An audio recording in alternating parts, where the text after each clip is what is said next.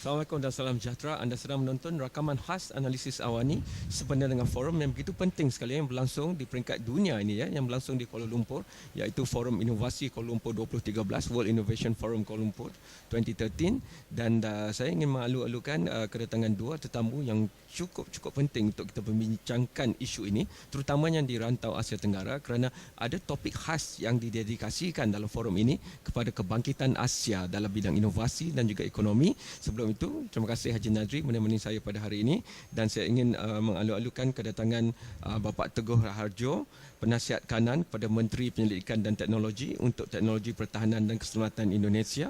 Mempanjang teknologi dan inovasinya itu kita akan telusuri selepas ini. Terima kasih kepada saudara Azim Pawancik, pengarah urusan Alpha Catalyst Consulting, yang gigih pergi ke tempat-tempat ilmu seluruh dunia dan ingin melihat cara untuk bagaimana nak memetakan juga inovasi di Asia contohnya, dan mereka juga memberikan khidmat nasihat dalam bidang inovasi. Dan dalam konteks itu saya ingin terus kepada Bapak Teguh kerana Bapak Teguh terbabit sebagai ahli panel dalam kebangkitan Asia. Itu diskusi khas, dan saya berpendapat bahawa kebangkitan Asia itu dipilih sebagai satu fokus tersendiri dalam forum ini kerana sememangnya jika kita berbincang dan berbicara tentang inovasi, tentunya kita perlu melihat kepada kebangkitan Asia itu yang tidak boleh lagi mengulangi kesilapan yang telah dilakukan oleh tamadun barat ketika mereka muncul di kurun 18 ke 19 dan 20 dahulu.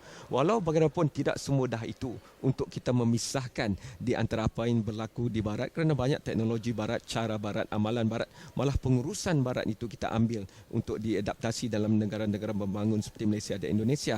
Jadi kalau saya boleh ringkaskan soalan itu kepada Bapak sekarang, bagaimana pandangan di Indonesia tentang kebangkitan Indonesia itu sendiri? Kita tahu tahap pertumbuhan ekonominya lebih daripada rakan tetangga sekarang ini, tetapi menuju ke depan itu sambil menggembeling perbatasan teknologi dan kewangan dunia, masih lagi ada beribu-ribu pulau dengan poket-poket penduduk yang begitu terasing dan jauh daripada pembangunan. Jadi model inovasi bagaimanakah yang Indonesia perhatikan, bukan saja untuk pembangunan ekonomi tetapi juga untuk kesejahteraan? Terima kasih. Sama-sama.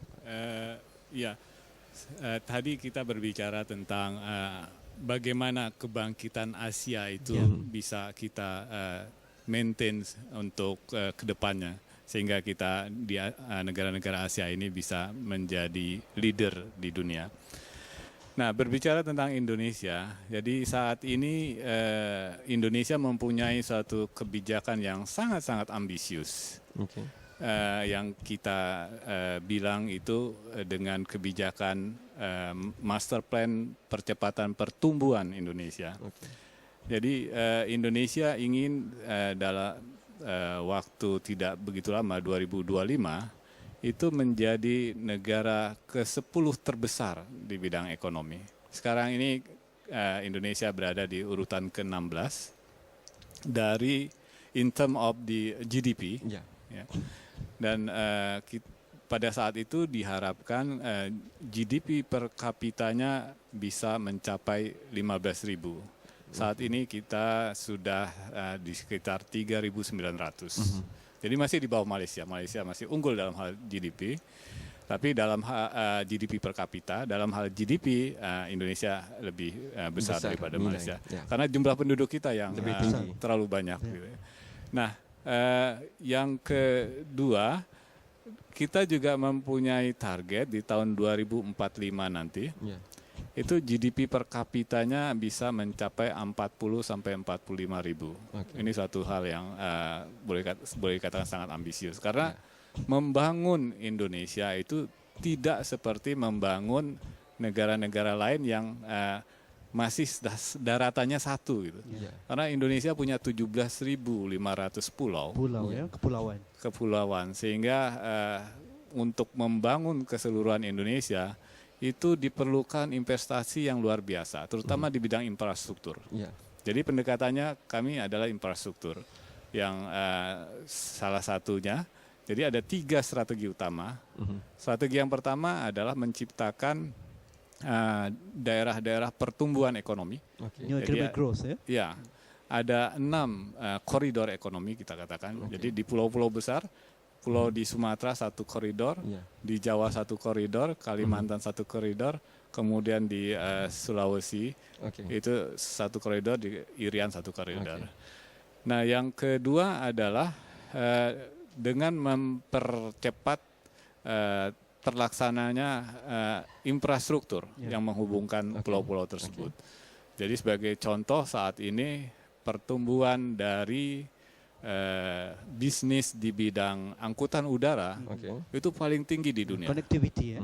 20% per tahun. Pertumbuhan. Ya.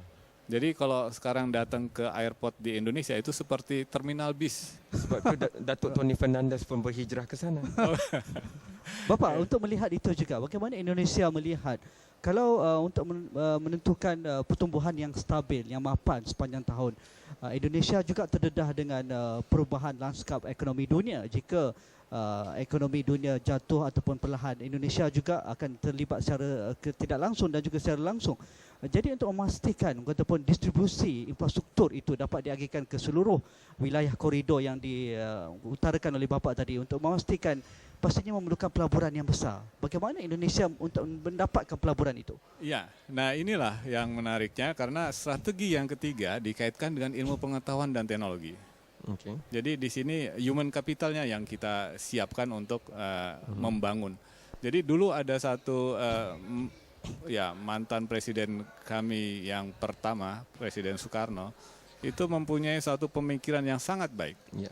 Dia bilang waktu itu sudah ada ide untuk menghubungkan Pulau Jawa dengan Sumatera dengan jembatan.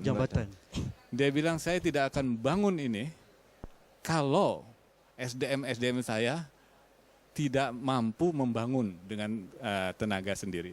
Jadi kalau datangkan orang dari luar kan gampang. Ya. Tetapi menyiapkan SDM, menyiapkan sumber daya agar bisa membangun sendiri, itu yang luar biasa. Nah, dalam kaitan dengan itu makanya tadi juga kami sampaikan di forum Kebangkitan Asia, sebagian besar pertumbuhan ekonomi di Asia itu yang pertama adalah berdasarkan natural resources, Okey. yang kedua adalah investasi, Ya.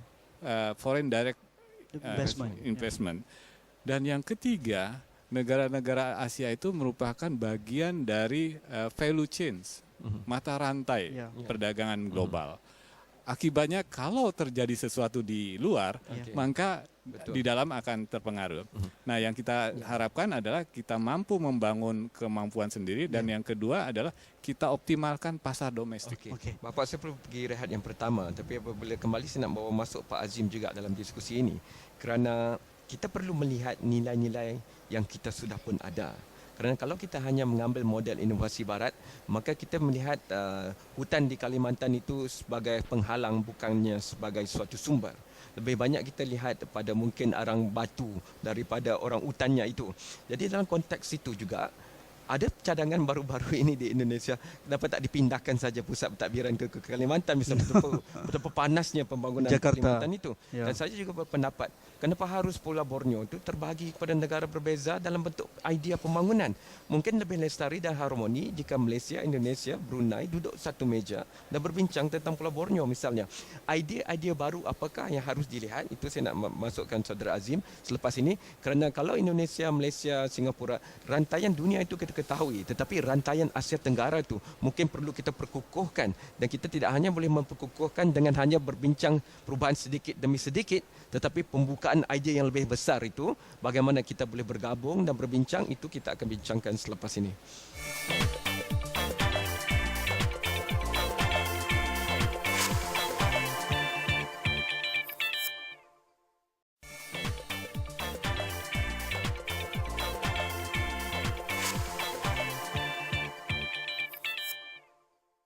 Terima kasih kerana anda masih menyaksikan rakaman khas analisis awani di sisi Forum Inovasi Dunia Kuala Lumpur 2013, World Innovation Forum Kuala Lumpur 2013, dan saya masih bersama dengan Bapak Teguh Raharjo dan Bapak Azim.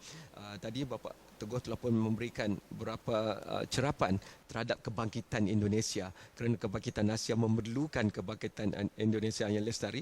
Malaysia juga bangga jika Indonesia bangun, kerana kita boleh bangun sebagai tetangga lebih serasi. Tapi saya nak pergi kepada Bapak Azim dalam hal ini kerana Bapak Teguh dia jurutera ya. Tapi Bapak Azim ni dia membina nilai dan melihat kepada benda yang sukar untuk nampak dengan mata kasar ini. Bagaimana kita nak melihat kebangkitan Indonesia dengan cara baru?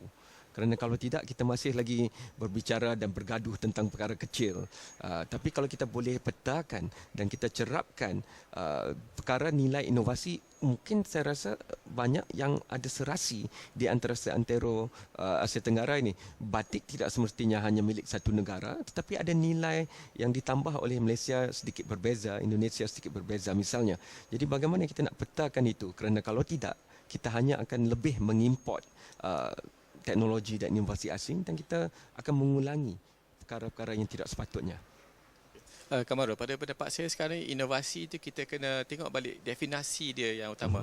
Pada pendapat saya inovasi itu memang ada berkaitan banyak dengan sains dan teknologi, tapi yang lebih penting nilai yang kita dapat berikan kepada komuniti. Jadi bila kita tengok ni, kita kena tengok inovasi ni di Indonesia ni bincang pasal koridor. Jadi pada pendapat saya kita kena build koridor antara Indonesia dengan Malaysia dan koridor antara bandar-bandar, city-city yang dia ada, for example Bandung dengan Pulau Pinang, dan this is the new area di mana inovasi boleh berlaku. Pada pendapat saya, inovasi ni kita kena go one step lower, bukan dari segi policy pula. Kita kena bagi entrepreneur kita ni empowerment. Bila ada idea yang baik tu, dia boleh buka bisnes di mana-mana. So ideas can flow anywhere, and from the ideas capital will flow and value can be idea created. tidak mengenal pasport. Dan tentunya orang yang sama-sama duduk dalam alam sekitar Borneo seperti saya katakan tadi lebih mengetahui mungkin daripada pembuat polisi di Kuala Lumpur maupun di Jakarta, Pak. Jadi bagaimana Bapak Teguh melihat perkara itu? Kerana kita perlukan pemikiran sistem yang baru, pemikiran proses yang baru yang lebih inovatif. Kerana kalau kita hanya membuat mengikut apa yang kita ada sekarang, maka usahanya akan mendapatkan hasil yang begitu marginal. Terima kasih. Ya, kami sudah banyak pengalaman karena kita belajar dari banyak negara. Kalau kita mengadop 100% apa yang kita lihat dari negara, nggak akan bisa berhasil. Jadi itu harus kita sesuaikan dengan konteks yang ada di apakah itu terkait dengan culture, terkait dengan sosial, terkait dengan ethos, terkait dengan attitude dan lain-lain. Jadi semuanya itu harus dikembalikan kepada kita. Kita harus setting up. Nah, tadi disebutkan terkait dengan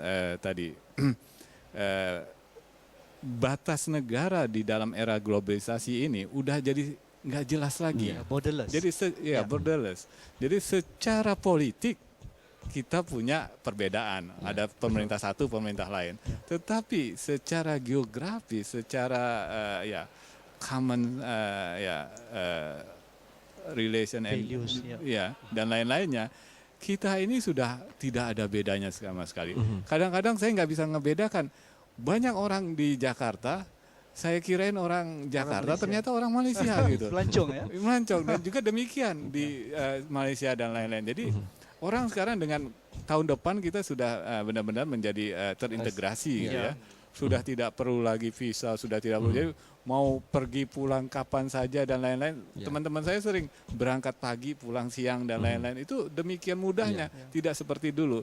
Nah, ini tentunya membuka peluang bagi kita untuk kemudian menyatukan, mengintegrasikan culture kita, sosial kita, itu kelebihan dan lain-lain. ASEAN Bapak, dan juga Saudara Azim menuju kepada komuniti ASEAN 2015. Dan kita tahu juga di wilayah inilah kita melihat begitu ramai sekali populasi orang muda. Dan inilah potensi sebenarnya ASEAN, Asia dan juga kebangkitan Asia. Bagaimana kita nak tap kelebihan orang muda di sebelah Nusantara ini, terutamanya Malaysia, Indonesia. Kerana mereka mempunyai wadah yang berbeza sama sekali. Mungkin tidak sama dengan saya yang Kamaru, mungkin dengan Bapak jauh lagi. Mereka melihat masa depan, mereka tidak melihat ke belakang. Mungkin ini kelebihannya, Azim. Jadi dulu kita cakap zaman internet. Jadi bila nak ada idea, kita boleh transfer the information from one country to another in an instant. Sekarang pula zaman low cost airline, to go to another country, pergi pagi balik petang, boleh bayar RM50, RM60. So one of the role of government or even NGO, apa yang dia boleh lakukan ialah mengumpul usahawan-usahawan ini satu tempat untuk melihat the whole world global as the whole world market as their platform to grow business. Dia dah tak boleh tengok kita ni Malaysia competing dengan Singapore, competing dengan Indonesia. Kita kena tengok how can the whole Asia go to Europe, how can the whole of Asia go to what they call that South America dan sebagainya. Jadi kita kena lebih yakin dengan kebolehan sendiri.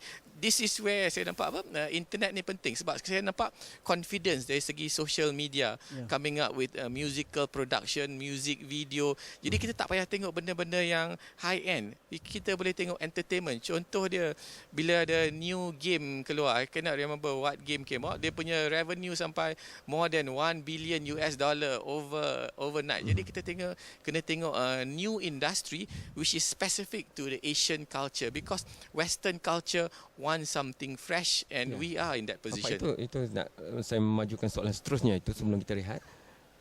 Perorangan itu. Kita selama ni banyak berkumpul tetapi berbicara hanya di kalangan politikus, hanya di kalangan birokrat dan pentadbir. Tetapi komuniti ASEAN juga bermaksud hubungan orang dengan orang, manusia dengan manusia, komuniti dengan komuniti. Bagaimana mungkin pandangan dari aspek Indonesia melihat kepada memungkinkan perkara itu berlaku, kerana dalam ASEAN ini yang paling lama itu tentulah orang yang memegang pasport Indonesia misalnya, Bapak. Iya.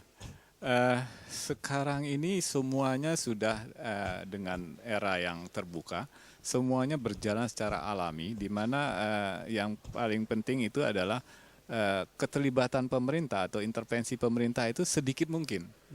Jadi ini kaitannya dengan nanti social capital yang terbangun dengan sendirinya. Jadi sebagai contoh adalah orang-orang yang di Sumatera itu lebih senang ke Malaysia daripada ke orang Jakarta. Aceh lagi dekat dengan Pulau Pinang. Betul, karena dengan adanya Air Asia lebih murah, jauh lebih murah. Dalam hal pendidikan juga demikian. Sekolah di Malaysia lebih murah daripada sekolah di Jakarta. Gitu. Biaya hidup dan lain-lain. Jadi dengan sendirinya itu nggak bisa dihalangin, nggak bisa dihalangin. Itu akan terjadi dengan sendirinya. Dengan kemudian terjadi interaksi satu sama lain, itu kemudian tumbuh satu komunikasi yang lebih baik, dan kemudian juga pemahaman antara satu sama lain juga akan menjadi lebih baik. Saya suka apa yang tadi sesi juga dibincangkan oleh Sugata Mitra tentang kalau nak mengubah minda ibu bapa itu, maka ubahlah peperiksaan. Dengan sendirinya ibu bapa akan mengubah minda terhadap bagaimana anak mereka belajar. Biarkan dalam peperiksaan itu boleh dilihat dan dicapai internet untuk menjawab. Bukan lagi menghafal, tapi melihat bagaimana mereka mengolah sumber maklumat dan sebagainya.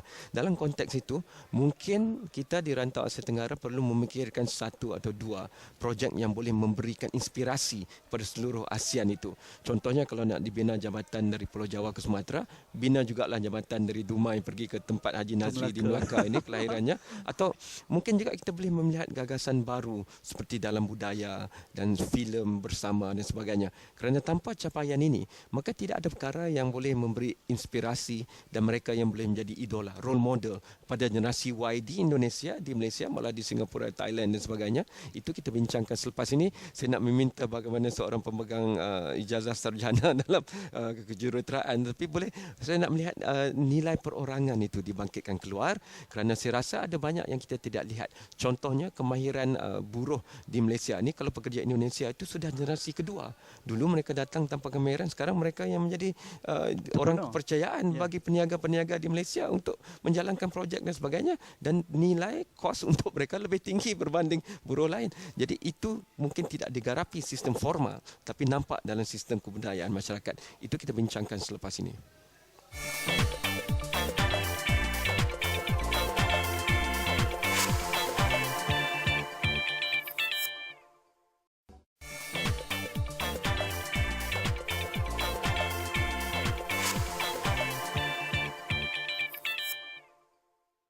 Ini rakaman analisis awani khas yang dirakamkan di World Innovation Forum Kuala Lumpur 2013. Masa tinggal sedikit, saya ingin terus kepada Bapak Teguh. Kadang-kadang kita melihat benda yang terlalu besar, tapi benda yang inovatif itu tidak semestinya hanya pada fizikalnya, dan diaspora di antara Malaysia dan Indonesia begitu akrab, satu rumpun. Mungkin itu ada pelbagai pertikaian sekarang ini, tapi kita boleh ambil yang jernih itu sebagai tonggak dan kita boleh majukan di situ.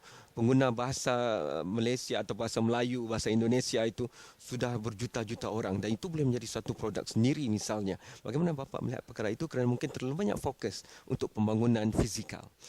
Iya. Sekarang ini kompetisi di antara human resources itu semakin tinggi.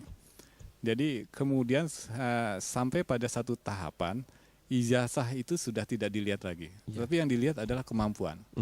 Jadi sebagai contoh ya, di televisi Indonesia, di film-film sinetron Indonesia itu hampir tiap kali ada bintang Malaysia di sana. Itu udah satu kenyataan itu. Jadi yang kedua adalah juga di musiknya Indonesia. Dulu banyak penyanyi Malaysia yang bernyanyi di sana.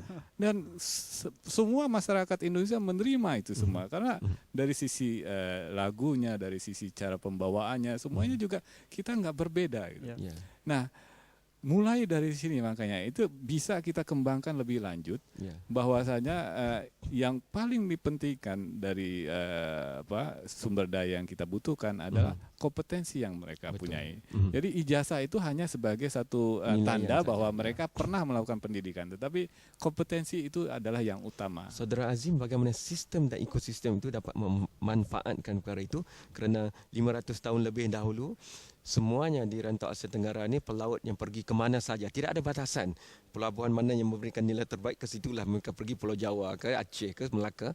Bagaimana kini dalam batasan yang kita ada, kita boleh naikkan satu lapisan baru untuk terus dengan pantas ke depan, kerana kita tidak ada banyak masa, ada pelbagai masalah mendepani kita.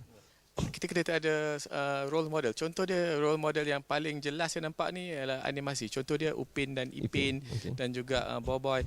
Kita nak kena ada satu karakter, satu image di mana all Asians boleh relate. ASEAN identity, ASEAN animation. Because for example, in Korea, Japan, you got the enemy. So kita nak kena tengok what is the new character, who is the role model, or everybody across the different country ni boleh relate to the area. So untuk perkara ni berlaku, saya rasa kita kena empower, biarkan generasi muda make that happen. Kadang-kadang kita punya baggages. So with the new culture, dengan music, dengan animasi, mungkin satu perkara baru yang akan muncul, which will become macam mana kita nak kata pun menggarap perkara itu. Kadang kita tidak homogeneous. Itu kelebihan Asia saja. Kalau kita lebih khusus ASEAN itu sendiri, Malaysia berbagai etnik, Indonesia beratus etnik dan sebagainya. Itu adalah kelebihan. Mengapa kita tidak mengangkat kata pun kepelbagaian dalam ASEAN tu untuk sebagai satu kata pun ditawarkan kepada dunia? Salah satu masalah ni adalah dari segi modal. Contoh dia, kita tak pernah ada game yang Malaysian centric is a game yang Asian centric. Banyak game daripada Korea, daripada Japan. Jadi kalau policy makers dekat Indonesia, daripada Malaysia boleh pool resources, create a new industry which is driven by Asian culture, Malaysian and Indonesian identity. I think that's where yang ada potensi. Bila contoh dia, bila Upin dan Ipin, Boboiboy nak buka, they will go through Disney dan sebagainya. Funding susah nak dapat. Jadi kita perlu ada regional funding. Contoh dia grant few hundred million for develop something for the Asian market. Kita tak ada cukup risk capital in that area. So that's where I see the way for it. Talent ada, tapi perlukan modal. Channelnya sudah ada. Tak perlu gunakan traditional model, kita ada internet dan sebagainya. YouTube dan sebagainya. Bapak tunggu dalam 30 saat terakhir, harapan masa depan dan pegangan pada inovasi itu. Iya, sekarang ini kita sudah mendekati era terbuka di kawasan ASEAN. Oleh karena itu yang paling utama adalah mari kita bekerja bersama dan kita tunjukkan kepada dunia luar bahwa ASEAN itu negara yang saat ini paling promising dan kedepannya akan secara optimis kita yakin bahwa kita akan menjadi pemimpin perkembangan ekonomi di dunia. Dan ia tidak perlu berbentuk pertentangan adversarial seperti China dan Amerika. Malaysia tidak payah melihat kebangkitan Indonesia itu sebagai satu kuasa yang menakutkan, tetapi sebagai satu keserasian saudara serumpun yang boleh bekerja sama. Saya rasa yang ribut itu hanya orang politik saja. Okey, terima kasih kerana membuat kenyataan itu, dan ini tentunya perbincangan inovasi. Jadi kita membuka semua. Jika anda tak bersetuju, hantarkan pandangan anda sendiri kepada Astro Awani Instagram, Facebook, Twitter, atau terus muat turun aplikasi kita di iOS dan juga di Apple, dan anda terus ke astroawani.com.my. Terima kasih kepada Bapak Teguh, Saudara Azim, terima kasih kepada Haji Nazri, dan kita jumpa lagi dalam forum inovasi tahun depan mungkin, dan terima kasih kepada anda sekali lagi. Sekian. Thank you so much.